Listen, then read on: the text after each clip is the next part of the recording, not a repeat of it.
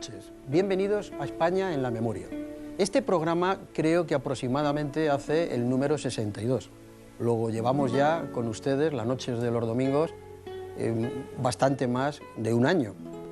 Les puedo decir que cuando aproximadamente llevábamos emitidos unos 10 programas, yo ya recibía abundantes correos electrónicos.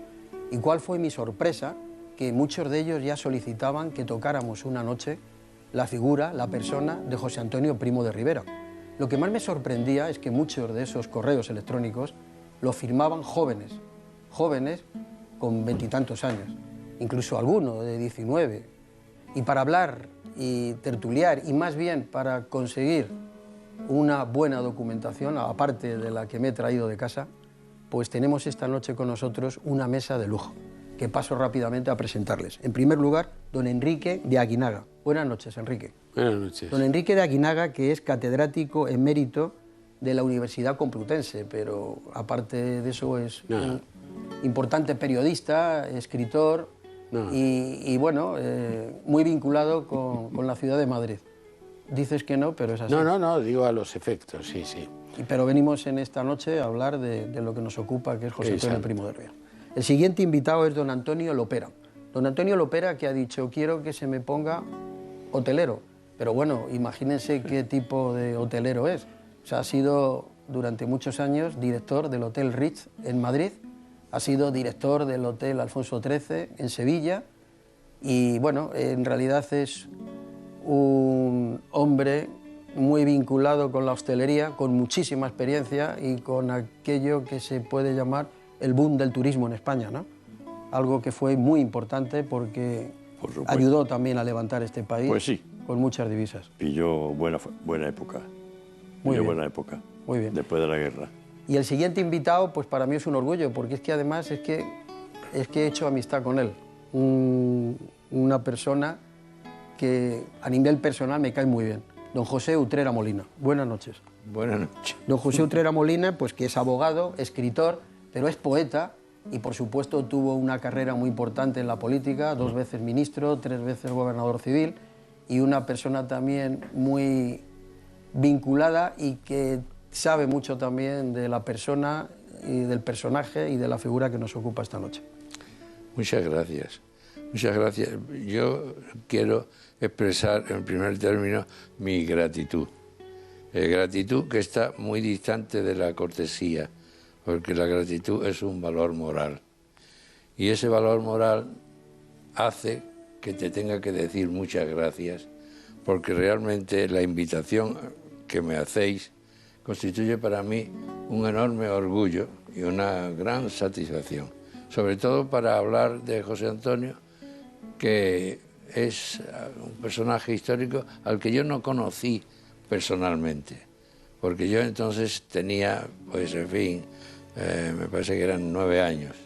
9 años y alcancé aquella etapa corta de lo que llamamos la ausencia.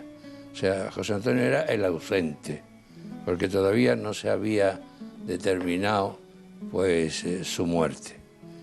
Y en aquel clima enigmático, misterioso y atractivo de la ausencia, yo me acerqué al pensamiento de José Antonio, pensamiento del cual he querido ser fiel desde el principio y quisiera que Dios me ayudara a hacerlo hasta el último día de mi existencia. Pues yo creo que no cabe la menor duda de que así será. Y con nosotros esta noche hay otra persona que tengo muy buen recuerdo de ella, pero por esto de la magia de la tecnología, físicamente no está entre nosotros, pero está, porque yo un día grabé con él, me contó prácticamente toda su vida y por supuesto él tenía mucha amistad, muchísima amistad con José Antonio Primo de Rivera desde la infancia, o sea, de jóvenes, desde aquella vieja universidad de San Bernardo, eran compañeros de universidad y ahí es donde les empezó a entrar las inquietudes por la política y por la gestión a los dos juntos. Escuchamos y vemos a don Ramón Serrano Suñer.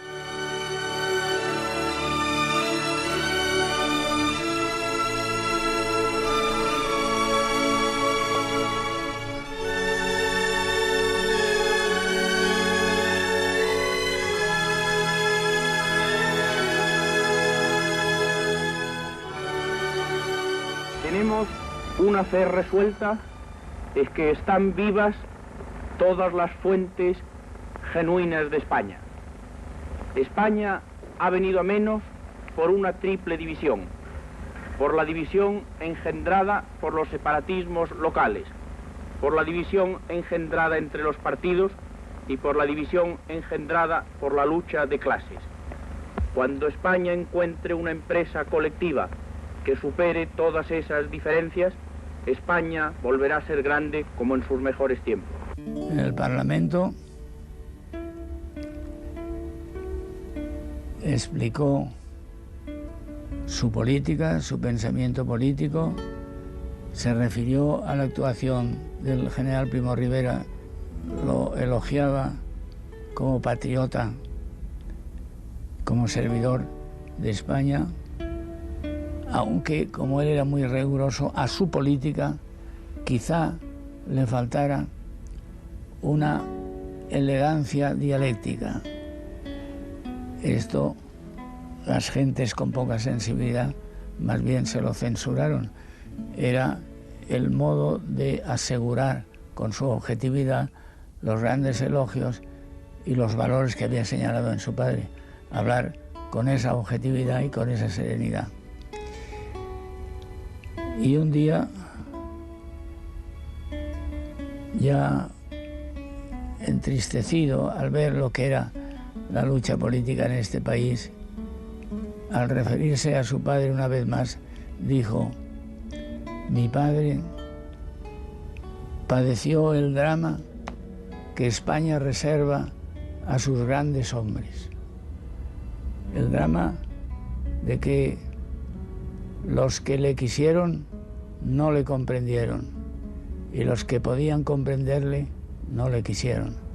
Y yo, como resumen de sus luchas, de su actividad política tan pura y elevada hasta los últimos minutos de su vida, antes del fusilamiento en Alicante, yo pienso que lo que él dijo de su padre se podía aplicar también a él.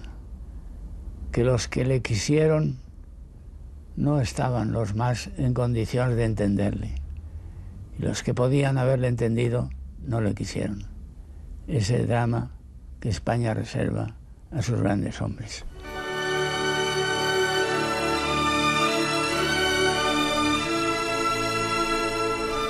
En aquellas Cortes en las que él fue diputado, como yo, había un grupo nutridísimo de derechas. Y ese grupo, lo natural, es que le hubiera ayudado a José Antonio en la lucha. No, nunca.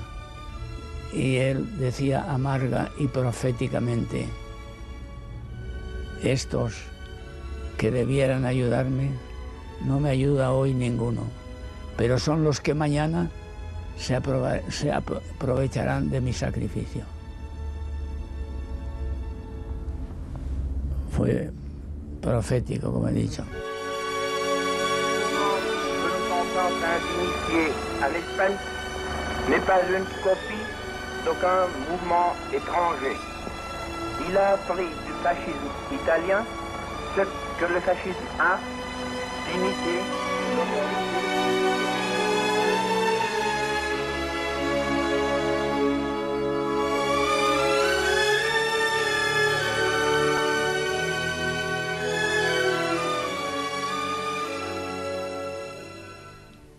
Bueno, pues estoy ansioso por escuchar a los invitados que tenemos aquí esta noche. Seguir escuchándoles, mejor dicho. Don Enrique. Bueno, lo que hay que decir es que una personalidad de tanta intensidad y de tanta, digamos, profundidad como la de José Antonio no se puede, digamos, introducir en un programa. Y yo por eso lo que me propongo, si me lo admites, es hacer 5 afirmaciones. Cada una de ellas puede ser de 1 minuto, de manera que pues venga, me pido 5 minutos. La primera afirmación es que José Antonio existe. Y que la prueba de que existe es que estamos aquí, los que estamos a los 73 años de su muerte. y que hay muchos signos evidentes de su existencia, de su fe de vida. Podría hacer una larga enumeración, pero voy a elegir simplemente 3. Una tesis doctoral en la Universidad Maximiliano de Múnich, Alemania, de Franz Peter Gaines. Un libro en la Universidad de Navarra de Mercedes Peñalba, licenciada en Historia y que tiene 26 años y que por lo tanto no se puede sentir contagiada por nada. Un catedrático de Derecho Procesal en la Universidad de Sevilla que está estudiando jurídicamente el proceso de José Antonio.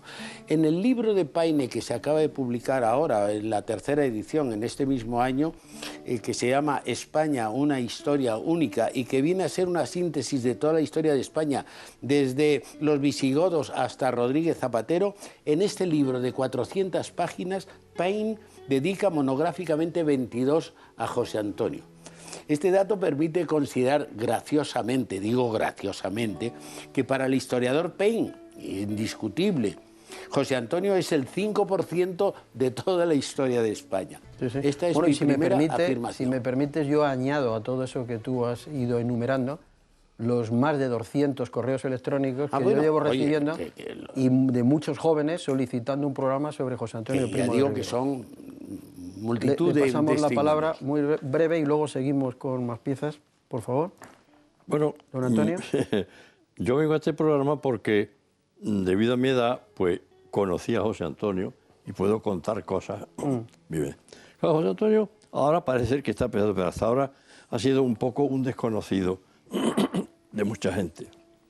Lo que pasa es que, claro, como tantos escritores a la violeta que hay ahora, o escribanos, lo que sea, como con la gastronomía, dicen de todo, y en fin, bueno. Yo conocí a José Antonio el marzo del 35, que vino a Córdoba a dar un meeting. Una foto hay por ahí de esa concentración, de esa tal. Y yo tenía 16 años. Y me riñó porque se me ocurrió hablarle de usted. Me dice, hombre, chico, entre nosotros no hay barrera. Digo, dice, el camarada no se le habla de usted. Bien, bueno, este hombre tenía una personalidad, tenía un atractivo, un encanto, no sé cómo se le quiera llamar. No era una persona normal. Esa es la foto a la que hacía referencia, ¿verdad? Sí. Sí. Mira, pues allí está a la derecha uno con un mono, que es el lavacoches. Él fue a Córdoba y después de allí fue a Fuente Palmera, llevaba un estándar 8, cochecito inglés. Y aquel del mono era el lavacoches del garaje donde guardaba coches. Comunista. Y se fue con él de guardaespaldas. Sería persuasivo. Y luego el carné que tienes en la mesa es el carné que está firmado por él. Este carné está firmado por él, sí. Este carné está firmado por él. Sí, sí, justo aquí, que le estamos viendo ahora mismo ahí. Eres tú de joven. Hombre, con 15 años que tenía. Y estamos viendo la fecha, muy el año 34. Sí, sí. Y además, en aquella falange, mira, abajo es la firma de José Antonio a la derecha. Sí, sí. En aquella falange, entonces, no había más que estudiantes y obreros. Muy bien. Luego ya hubo de todo. ¿Os parece? Vamos a dejar a don José Utrera también otro ratito porque vamos a ir a otra pieza y luego vamos repartiendo. Ok. Bueno, yo tengo que decir que estamos viviendo una etapa histórica donde la falsificación es, en definitiva, lo más corriente en nuestros días. Tónica. Independientemente de estas técnicas viles de falsificación, hoy, por ejemplo, nos encontramos con la afirmación del presidente del gobierno que dice nada más ni nada menos que la caída del muro de Berlín es muy parecido a la muerte de Franco. Esa colosal mentira montada de esta forma y dicha por un hombre que debe de tener un sentido de responsabilidad mínimo es verdaderamente escandalosa y nos produce una pena tremenda. A mí me gusta mucho el conocer que este programa está solicitado por los jóvenes, porque los jóvenes no conocen de verdad lo que fue José Antonio. De José Antonio no cabe la menor duda de que es otra época muy distinta a la nuestra y por lo tanto las constantes que se producen en aquel momento son muy diferentes a las de ahora. Pero en José Antonio hay 2 o 3 cosas que permanecen perfectamente actuales, que son su amor a la justicia social y su amor a una España que no le gustaba.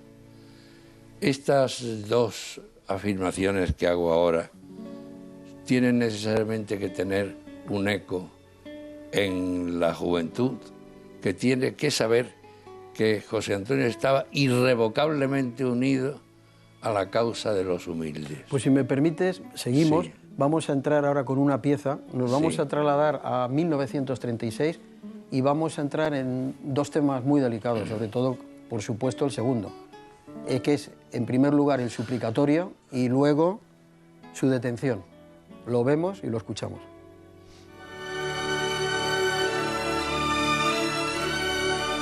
Una vez la policía descubrió que José Antonio en su casa tenía unas armas. Efectivamente, tenía alguna arma útil y moderna que bien la necesitaba para defenderse en aquel ambiente de violencia que había ya cuando la República. Entonces es un momento muy delicado. Yo me opuse al suplicatorio y quien pronunció un discurso fenomenal, un grandísimo discurso dialécticamente y humanamente considerado, fue Indalecio Prieto. Es verdad que manteniendo la tesis de que por esto no se podía procesar a José Antonio Primo de Rivera, si esa tesis triunfaba, a un compañero suyo de minoría, un joven socialista que estaba también en el caso de que iba a ser procesado por tenencia de armas, él, Prieto, que era un hombre muy inteligente, aprovechó la oportunidad de las circunstancias de que en relación con un adversario político como era José Antonio, mantener allí la improcedencia de que las Cortes concedían el suplicatorio. De esta manera también la misma doctrina tendría que aplicarse en su día al compañero que iba a ser procesado. Como fuera, el hecho es que pronunció un discurso extraordinario, con una fuerza dialéctica y lógica extraordinaria. Lo he escrito y lo repito con pesadumbre, con un poco de vergüenza. Llegada la votación, primero se discute. Nosotros entendíamos que el suplicatorio no procedía, que no se podía dar autorización al Poder Judicial para que procediera contra este diputado. Se discute, otros son partidarios de que se conceda el suplicatorio, hay la discusión y luego hay la votación. Pues es triste decirlo, casi todos los diputados de aquel partido de derechas votaron a favor del suplicatorio. Esto es, que las Cortes concedieran la autorización para procesar a Juan Antonio Primo de Rivera. Salvo mi voto y 2 o 3 más, el de Finat, pues salvo esto, toda la derecha. He de decir también que hubo monárquicos, la minoría monárquica era muy pequeña, así como esta de derechas o católica era muy grande, también votaron contra el suplicatorio.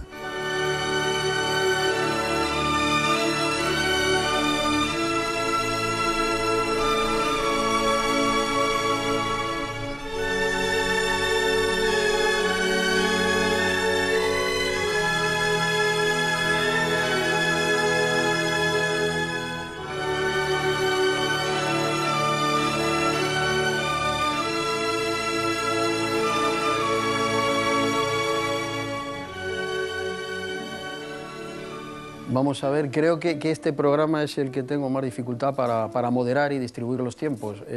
Muy breve, Don José Utrera Molina. Yo tuve una amistad íntima, sobre todo en los 3 últimos años de su vida, con Raimundo Fernández Cuesta, que fue un colaborador íntimo y directo que José Antonio tuvo. Y entonces, en relación con Indalecio Prieto, me contó lo siguiente. Cuando él fue ya fue indultado, fue canjeado, mejor dicho, llegó a Valencia y encontró a Prieto, que estaba en la puerta de un chalet para recibirlo, lo recibió y tal y cual, me contó, pues en fin, cómo fue la cena, incluso el plato que habían degustado, y me dijo, quiero decirle, Fernández Cuesta, una cosa, la muerte de José Antonio se debió única y exclusivamente a la terquedad que tuvo Largo Caballero. Largo Caballero odiaba a José Antonio y fue, en definitiva, el que hizo posible que José Antonio muriera. Muy bien. Don Enrique de Aguilar. Sí, José Antonio existe, por lo menos para mí, como arquetipo. Es decir, que ya tenemos a estas alturas que desprendernos de todas las circunstancias y de todas las adherencias y de todos, digamos, los contextos. Para mí existe como arquetipo, es decir, como superación del fracaso de la Falange por encima del fascismo y antifascismo, que es una antigualla, que ya es, eso dialécticamente en la política es zarrapastroso, hablar a estas alturas de fascismo y antifascismo. Y lo mismo por encima del franquismo y antifranquismo, y por encima de las 100 falanges a las que yo no he pertenecido, ¿verdad? Para mí José Antonio es paradigma de un modo de ser, y esto es lo que puede ser ejemplar a la altura de los tiempos. Es un ejemplo de renuncia, es un ejemplo de innovación, es un ejemplo de actitud ante la existencia y, en definitiva, de hombría. Eugenio Montes, que era la inteligencia de la Falange, ¿verdad?, dijo en la misma posguerra algo que ahora resulta revelador leyéndolo al cabo del tiempo. Los puntos, decía Eugenio Montes, los puntos, los programas, las situaciones pasan. Nunca José Antonio será ceniza, porque ha trascendido a una arquetípica actitud ante lo humano. Perfecto. ¿Muy cortito o meto pieza y el señor Lopera entra muy directamente? Cortito. Venga, muy cortito. Siguiendo con la idea mía de lo que explico de cómo era José Antonio, os voy a leer una cosita que leí hace algún tiempo, que ponía: Dionisio Ridruejo, ya evolucionado, escribe: he venerado siempre la memoria de José Antonio, un español, si los ha habido, capaz de integrar en su alma las incompatibilidades del banderizo genio nacional. Un hombre sugestivo, inteligente, de gran elegancia dialéctica, gallardía y segura honradez personal. Muy bien, don Antonio. Entonces vamos ahora a escuchar a una persona que yo tuve la ocasión de conocerle en Sevilla, que triste y lamentablemente ha fallecido hace escasos meses, que es don Antonio Lucena. Don Antonio Lucena, coronel de aviación, fue compañero de José Antonio en la cárcel Modelo, aquí en Madrid, antes de que trasladaran a José Antonio a Alicante. Y fue además el que tenía una cámara de fotos dentro de la prisión y le hizo fotos a José Antonio jugando al fútbol.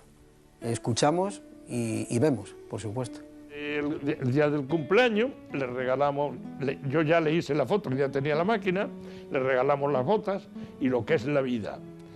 Él no había jugado en su vida al fútbol. Jugábamos con la quinta galería, que eran los de delitos de sangre. No formaban el equipo nada más que 8 o 7, porque el patio era chico, ¿verdad? Y entonces hubo una expectación tremenda, porque bajaron todos los presos que tenían libertad allí. Pero mira, fueron tan correctos que se caía y lo levantaba.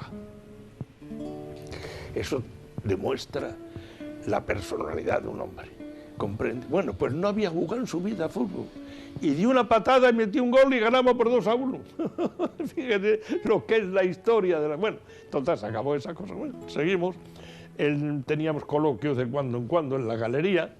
Él admiraba mucho a García Lorca. Claro, García Lorca lo defendían los que éramos de milicia por aquello de que si no se hablaba bien de eso, pues no hacía caso. Pero en fin, nos hablaba de Pestaña, que era un sindicalista muy famoso. nos hablaba también de otro que lo fusilaron en las trincheras, los rojos, no me acuerdo su nombre porque ya me falla mucho la memoria. Total, que así pasa el tiempo, yo celebré mi juicio, yo salí al suelto y nada más.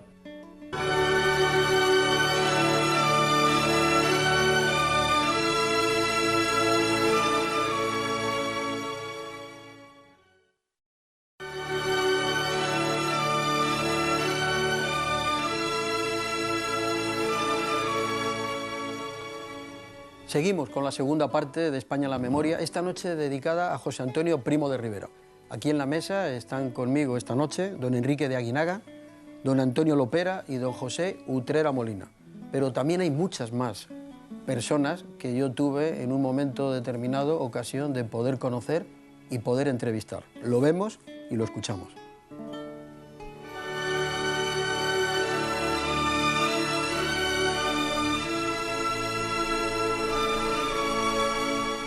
A Primo de Rivera, José Antonio, que está en la cárcel de Alicante, ya se le juzgó por un tribunal popular, que lo condenó a muerte, pero no esperaron la autorización del gobierno. Yo soy testigo de mayor excepción porque llevé el expediente, se lo llevé al ministro Aguirre, que era ya don Francisco Largo Caballero, y me dijo, estos los culpables no seremos nunca nosotros. Los que han hecho esta atrocidad, que cojan su responsabilidad. Jamás el gobierno no dará el enterado de la sentencia, y no lo dio. Él ya lo sabía, claro. Pero claro, han llegado a estos papeles, se los presento a la consideración de usted, porque nos tratábamos de usted. Y no me dejaba que le tratara de excelencia. Y para ver qué deciden. Y pues nada, nosotros no podemos darle el enterado, nosotros no tenemos la responsabilidad de esta ejecución. Y así, pero ya lo habían matado. Y Prieto se preocupó de enviar a algún agente suyo para que recogiera todo el archivo que tenía en su celda Primo de Rivera. Y lo guardaban en 1976, aún lo conservaban las hijas de Prieto.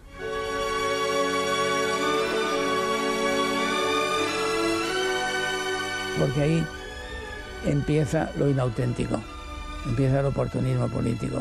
Gentes que a lo mejor hubieran pedido que le fusilaran, entonces había que aclamarle. Como José Antonio muerto ya no era ningún peligro para nadie y podía ser un motivo de adorno y eso.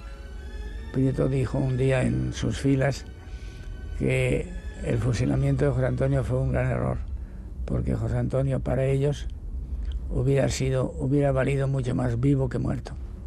Con lo cual tenía razón, evidentemente.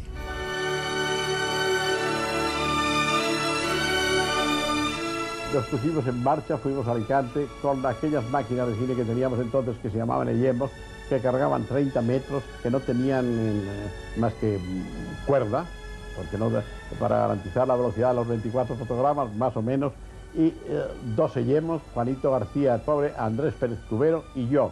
Así nos fuimos a Alicante, rodamos como pudimos, y eso es lo que van a ver los espectadores, y pido naturalmente pues comprensión y tolerancia para aquellos aficionados que éramos.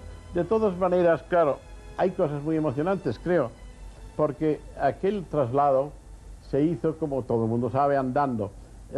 Salían las gentes, las veíamos venir por el campo a veces, gente del pueblo, que venían a ver pasar aquel entierro y se santiguaban arrodilladas en la cuneta. Era entrañable también cuando llegaba el cadáver a algunos pueblos de noche, donde José Antonio pernoctaba en algunas iglesias, y el cadáver ocupaba aquellos hoteles eclesiásticos, por decirlo así, y era emocionante, y yo me lamentaba no tener luces ni medios cinematográficos para hacer aquella recepción que en las iglesias se le hacía, todos los curas de la diócesis o de la comarca, mejor dicho, revestidos con sus capas, la iglesia encendida, el órgano tocando, las gentes de allá cantando y recibiendo a José Antonio. Era emocionantísimo. De eso no pude hacer nada porque no tenía medios cinematográficos. Me costó una bronca con los agustinos del Escorial, que no me querían dejar encender luces ya de los estudios en Madrid, porque me decían que no se podía convertir el monasterio del Escorial en un estudio cinematográfico, y yo dije que si aquello no se podía hacer, sí, se rodó. Y en el documental me parece que hay otra cosa curiosa, aparte de José Antonio, y es que entonces Europa estaba en guerra y salen juntos allí von Storen, el embajador de Alemania, y Pétain, el embajador de Francia, que naturalmente no se dieron la mano, pero estuvieron asistiendo.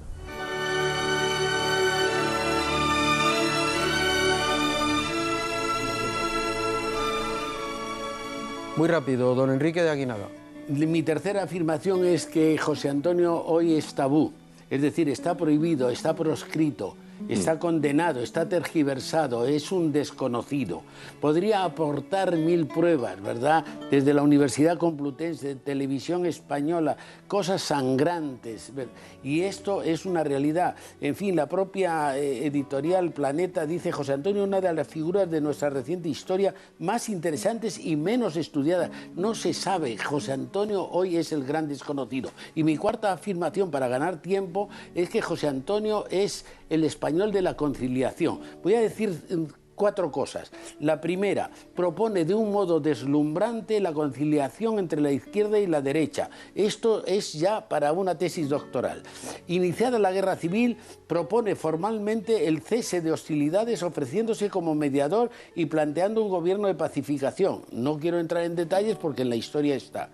Tiene el gesto estelar, tan documentado como poco conocido, de abrazar fraternalmente al presidente del tribunal que le acaba de condenar a muerte. Sobre esto podríamos hablar largamente.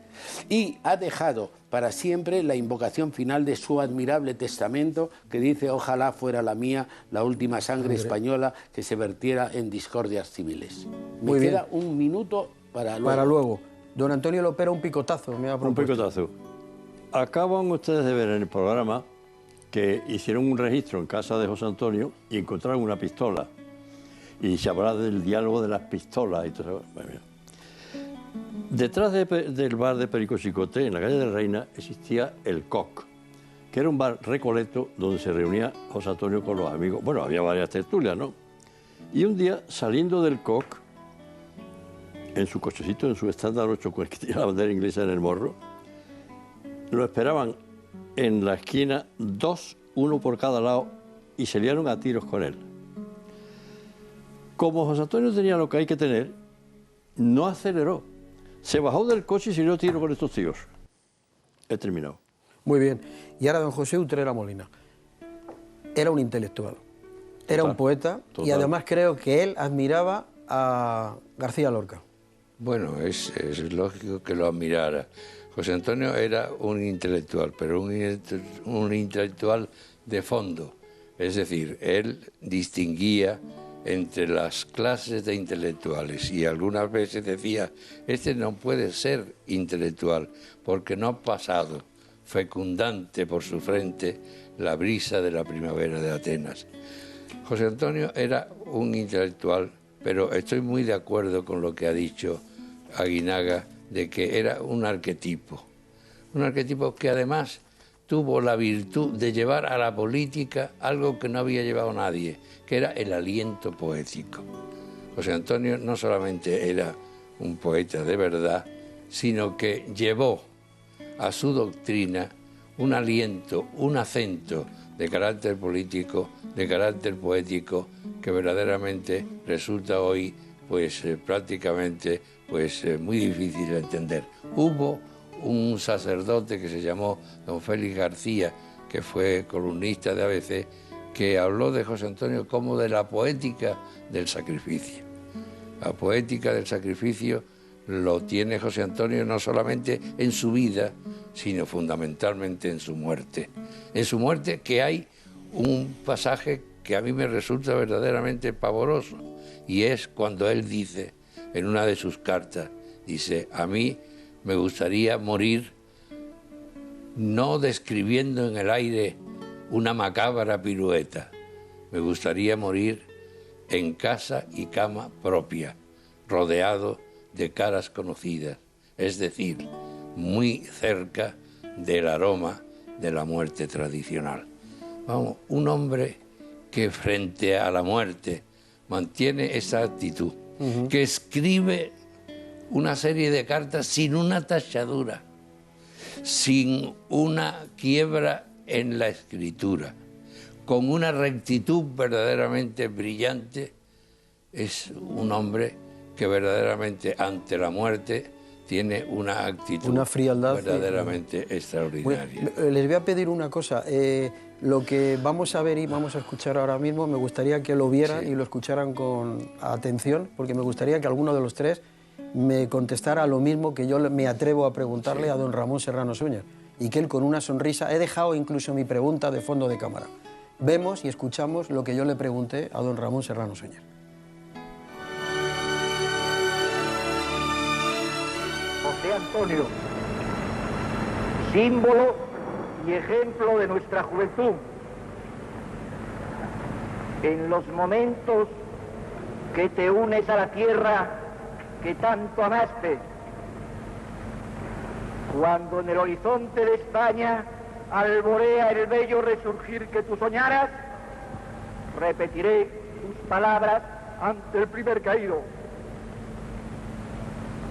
Que Dios te dé el eterno descanso y a nosotros nos lo niegue hasta que hayamos sabido ganar para España la cosecha que siembra tu muerte.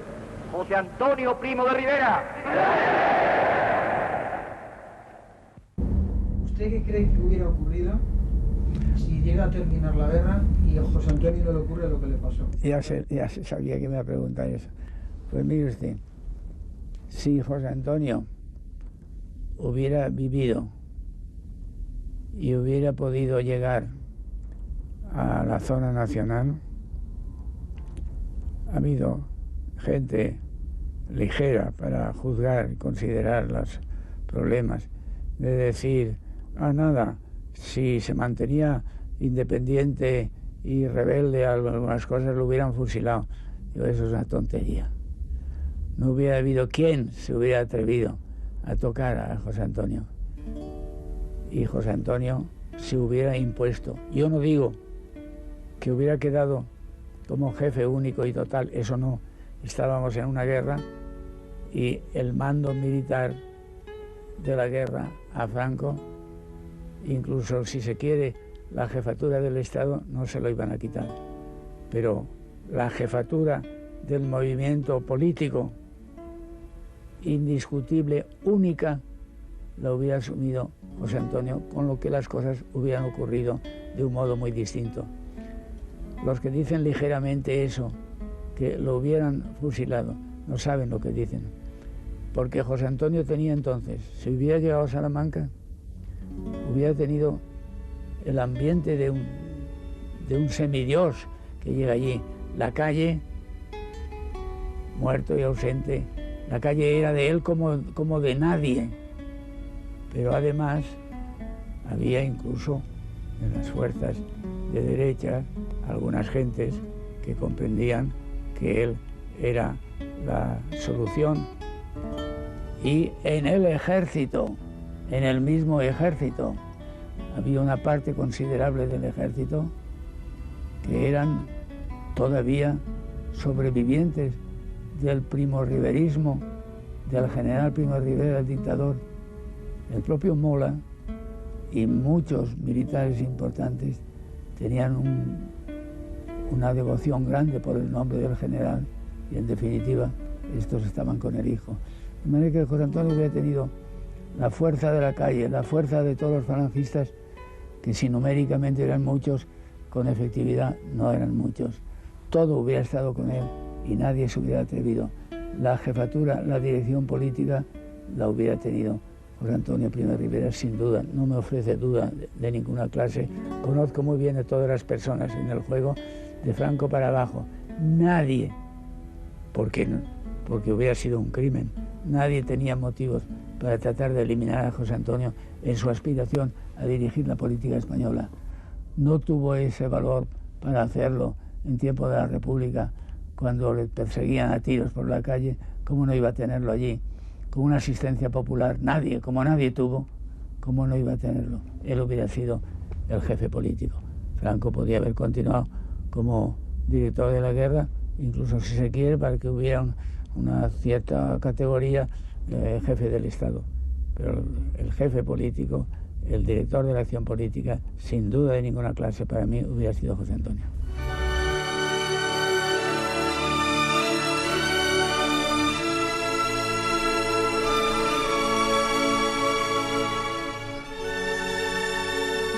Bueno, la verdad es que yo me lo estoy pasando muy bien porque los invitados van cronometrando el tiempo que tenemos. Don Enrique de Aguinaga. Mi último telegrama urgente es que José Antonio hoy está en Plataforma 2003. ¿Y qué es Plataforma 2003? Paine, en su libro de este último que cité, de la historia única de España, dice Paine: la manifestación más espectacular de fervor a José Antonio es la efusión de actividades y nuevas publicaciones propiciadas por Plataforma 2003, una asociación fundada por admiradores de José Antonio para conmemorar su nacimiento, sufragada por ellos mismos. Esto es lo que dice Paine. Plataforma 2003 es una asociación cívico-cultural independiente que se propone la restitución histórica de José Antonio, vida, pensamiento y obra, al patrimonio común de los españoles. Y todo ello en un ámbito estrictamente cultural, mediante fundamentalmente la publicación.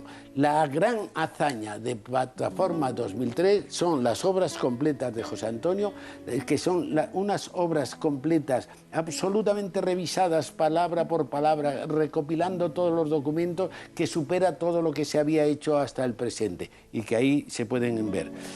Plataforma 2003 tiene una página web que es plataforma2003.org, que ya este año, porque este es otro aspecto de la cuestión muy interesante, muy rápido, este año ha recibido ya más de 900.000 visitas, de modo que al acabar el año, ¿verdad?, la plataforma habrá recibido ya 1 millón de visitas en el año 2009. Quiero decir que la persona que es el eje de Plataforma 2003 es Jaime Suárez, que es un hombre que está dedicando su vida a esta empresa y que ha dado una conferencia en Ferrol recientemente, José Antonio y las dos Españas, que merecía ser leída. Muy bien, don Enrique. Por todos los jóvenes. Muy bien. Don Antonio Lopera, ¿cómo se compone el Carasol? Creo que fue en la Gran Vía madrileña. Sí, exactamente. Existía ya la música del maestro Tellería y José Antonio, pues, había encargado la letra precisamente a Alfaro, que en aquella época era algo así como el poeta oficial de la Falange. El poeta no paría y a José Antonio se le ocurrió la solución. Encerró a la pléyade poética falangista en un salón de Orcompón, una cafetería que estaba en la Gran Vía, muy ligada a la historia de la Falange. Les dio de cenar, cosa que no se debe hacer con los poetas cuando se quiere que escriban. Pero que en aquella ocasión resultó bien, quizás porque Agustín Aznar, hombre robusto y expeditivo, quedó guardando la puerta para que no se escapara ningún lírico. Quedaron reunidos el propio José Antonio, autor de muchos versos del himno, José María Alfaro, que hizo de amanuense, Agustín de Fossá, Luis Bolarque, Pedro Mural Miserena y Dionisio Ridruejo. Cuenta Ridruejo que Alfaro fumaba constantemente y que era quien tomaba nota de lo que se iba ocurriendo a cada uno. Alfaro dijo lo de que volverá a reír la primavera, y Murlane lo completó con el que por cielo, tierra y mar se espera. Y el propio Alfaro remató las estrofas del himno: arriba escuadra amanecer, que en España empieza a amanecer. Don Antonio, que ya nos hemos pasado mucho. Pues que esto era así. Pues así, ha sido una anécdota muy interesante y que ha documentado el programa. Pero es que ahora, don José Utrera, yo quiero que cuente una anécdota muy rápida que me contó el otro día, muy interesante. Yo realmente lo que sí quería decir es que he venido aquí a hablar de José Antonio, pero que al lado de la magnífica labor que hace Plataforma, hay otra serie de entidades en España que están también realizando una labor muy importante y que no se ha citado aquí, y lo digo además, en fin, en beneficio de aquellos que sacrificadamente han puesto su voluntad y su tesón en actuar dentro de ella, como es, por ejemplo, la Fundación Francisco Franco. Pero la anécdota aquella que tú me has preguntado, pues prácticamente casi no tiene nada que ver con nada de esto, pero que es curiosa y que yo, pues en fin, te la referí a ti y tú ahora, pues en fin, me la pides. Venía yo de Sevilla en un coche con un magistrado que era realmente una persona ilustrada, erudita, entrañable, comunicativa, fenomenal. Y además venía conmigo el alcalde de Écija. Estábamos hablando de poesía durante todo el camino. Y entonces yo le dije al alcalde de Écija, digo, ¿tú conoces una poesía de José Antonio que se ha publicado en alguna revista o en algún libro? Dice, no, yo no. Digo, pues te la voy a recitar. Y entonces le digo, hemos bebido el sol disuelto en vino y sangre de claveles en gazpacho, y a un viejo fauno vigoroso y macho he tenido en la mesa por vecino. Don Pedro es andaluz, sonoro y fino, y siempre que pronuncia un dicharracho tiene risas alegres de muchacho y experiencia de un viejo libertino. Y entonces, en ese momento, el alcalde de Écija me interrumpe y me dice, oye, ¿tú sabes quién era don Pedro? Digo, no tengo ni idea, pues era mi padre. Curioso. Bueno, está claro de que José Antonio Primo de Rivera es una persona, un personaje de la historia que sigue interesando. Y vaya que si sigue interesando, sobre todo a los tres invitados que han venido esta noche aquí y que nos han acompañado. Y que yo veo que cada vez necesitaríamos más tiempo para los temas que desarrollamos aquí y que yo me atrevería a decir que desarrollamos escasamente, porque en realidad lo que le hemos hecho es un guiño muy cariñoso a una página, un guiño muy cariñoso a una página importante de la historia de los españoles. O sea, para mí es, y nunca me arrepentiré de decirlo, es historia. Tengo mis recuerdos de niño, de aquel colegio, de verlo en el retrato, a un lado del crucifijo, igual que estaba el otro retrato, el general Franco, pero es una página de la historia. Algún día posiblemente tendré que hacer un programa y explicar quién era José Díaz. Sí. Creo que es importante todo esto. Yo, si queréis añadir algo muy rápido, por favor. Telegráfico. Telegráfico. José Antonio vive y las nuevas generaciones tienen derecho a conocerlo limpiamente. Telegráfico, porque ya me han dicho que tenía que haber cortado. Yo celebro, creo, en fin, que ha salido la cosa bien, de aportar detalles históricos, vividos, reales y verdaderos. Nada más que eso. Muy bien. Pues yo terminaría mi intervención recordando aquellos versos de Shakespeare en Ariel, cuando dice que nada de él será en vano y que es posible que vuelva recogido por las olas del mar como algo rico y maravilloso. Yo pienso, al decir estos versos, en la persona de José Antonio Primo de Rivera. Muchísimas gracias a los tres, muchas gracias a ustedes. Les espero nuevamente en España la Memoria la semana que viene, domingo 22. Pues fíjense ustedes, un 22 de noviembre, pero de 1975, era coronado rey de España Juan Carlos I. El programa de la semana que viene va de eso. Vamos a ver pues cantidad de temas, todos los entresijos de cómo se decidió y de qué forma que la continuación del régimen anterior fuera la monarquía y por qué en la persona de Juan Carlos I y cómo fue ese borrador, decreto que escribió el general Franco de nombramiento de príncipe de España, y el manifiesto de Estoril, y aquel año 1977 cuando el conde de Barcelona viene a Madrid y abdica y deja todos sus derechos dinásticos a su hijo Juan Carlos I. Todo eso y muchísimas cosas la semana que viene. Les espero, les quiero mucho y si quieren hacerme algún tipo de sugerencia ya lo saben. Mi correo electrónico es firmas@alfonsoarteseros.com. Hasta la semana que viene. Con el cara al sol, porque a lo mejor algunos de ustedes han dicho, ¿y no ha sonado el cara al sol? Pues con el cara al sol. Hasta la semana que viene.